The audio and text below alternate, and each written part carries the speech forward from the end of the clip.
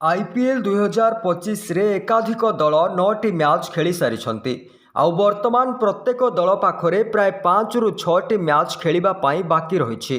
Indian premiere league रो एही 18तम संस्करण धीरे धीरे आगको बढ़ुथिला बेले प्ले ऑफ रे पहुंचबाकु थिबा दलगुड़िक बाबदरे मध्य स्पष्टता आसिबारे लागिछि। किंतु एही दलगुड़िकर नाम चूड़ांत हेबा पूर्वरु पूर्वतन भारतीय क्रिकेटर अनिल कुंबले एक बड़ भविष्यवाणी करिसंती। तेबे आपण जदि आईपीएल मैच देखुथांती ताले ई वीडियो को गोटे लाइक करी चैनल को सब्सक्राइब कर दियंतु।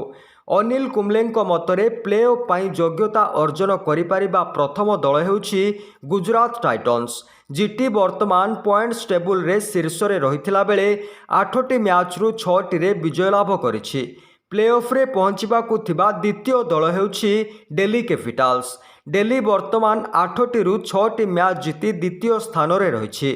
सेहीपरि अनिल कुंबलेंको मतरे मुंबई इंडियंस एथर आईपीएल प्ले ऑफ रे तृतीय स्थान अधिकार करिबो। एमआई एपर्यंत 9टी मैच रु 5 विजय एवं 4 पराजय सह पंचम स्थान रे रहिछि। तेबे हार्दिक पांड्याଙ୍କ दल लगातार 4टी मैच जीति प्ले ऑफ आड़कू धीरे धीरे अग्रसर हेउछि।